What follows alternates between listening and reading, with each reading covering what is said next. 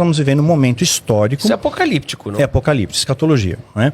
É um momento histórico onde os sinais que se molduram ao nosso entorno corroboram para validar as profecias bíblicas e nós estamos vendo o final dos tempos. Nós estamos chegando muito próximo a tudo. Tudo que estava previsto está acontecendo, né? Então esse controle global, as pedras da Geórgia que depois explodiram, né? Que era o Stonehenge americano, explodiram. Estava lá escrito entre as diretrizes, né? da ordem, estava manter a população em 500 milhões de pessoas.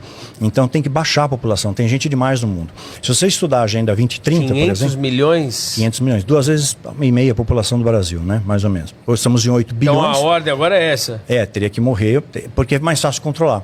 Quem vai restar? Você tem que controlar algo, porque hoje, como a gente estava falando, inteligência artificial vai substituir a mão de obra humana, como já substitui muitas fábricas.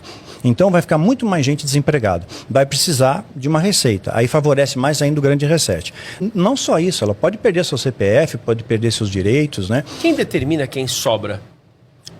Então, existe um grupo, né? Aí eu falo sobre isso, até onde foi permitido. Eles entendem o seguinte, eu estou falando aí sobre a Irmandade, a seita que eu fiz parte. Eles acreditam que eles são descendentes de uma linhagem pura, como se fosse meio Hitler, sabe? Eu ia falar isso né? agora, meio Hitler, né? Então, Hitler foi uma espécie de protótipo mesmo do anticristo. Então, essa linhagem, ela vem de uma linhagem profana. Então, Caim matou Abel. Foi o primeiro crime da história. Um irmão matou o outro. Aí Caim teve filhos e filhas, né? E aí, as filhas de Caim, os anjos caídos, isso é mais retratado no livro de Enoque, Enoque a versão etíope, tem na Bíblia também, Gênesis capítulo 6. Vendo os filhos de Deus, as filhas dos homens eram formosas, possuíram, né, e nasceram gigantes, em grande estatura e muita inteligência. Se pegar a cultura dos povos pré-diluvianos, até da antiguidade, é assustador. Até hoje ninguém sabe como é que se faz uma pirâmide. Tem N teorias, mas não se sabe como é que se faz isso. Né, o conhecimento que eles tinham do hermetismo, né, o ritual de Faraó, a gente pode entrar nesse mérito, bem legal.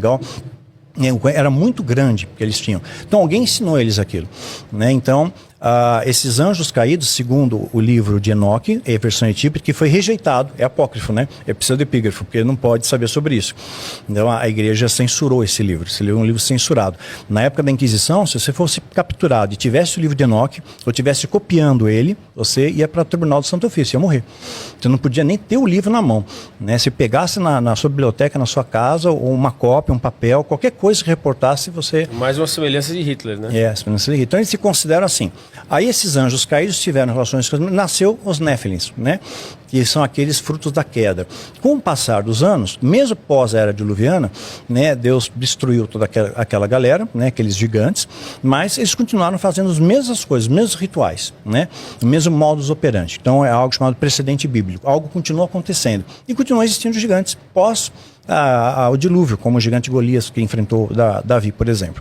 E hoje, com essa digamos assim que o diabo aperfeiçoou a técnica genética dele e não existem mais gigantes em estatura, mas pessoas alteradas, geneticamente modificadas, que estão preparadas para suportar a canalização de um principado, de uma potestade, que, em falta de uma palavra mais adequada, teria muita energia. Seu corpo não ia suportar aquilo, né? Então, vai precisar de um receptáculo, vai ser para um corpo, né? Então, o anticristo, né, seria esse receptáculo. Então, ele vai ter que ter o apoio também do falso profeta. Aí, Apocalipse 17, tá? Vai ter uma profecia tal, que vai chegar nos papas, vai chegar no próximo papa, né? Que vai se pautar no 8º rei, que vem desde o Tratado de Latrão, você começa a fazer uma contagem, o próximo papa vai ser o 8º rei. Né? Você não pode contar com o primeiro, que era Pio XI, ele já estava em exercício, quando o Tratado de Latrão foi assinado. Então ele não conta, tem que vir da mesma linhagem, tem um conclave, tem que acontecer a partir dali. E aí o próximo papa, coincidentemente, está muito perto, né? O 45º presidente norte-americano, né? 459, foi Trump, começou a governar em 2017. Olha que coisa curiosa. Aí a gente amarra coisa legal. Oh, interessante, hein? Agora ainda mais falando do Trump. Olha que coisa interessante. E, aliás, o genro dele é amado pelos judeus, né?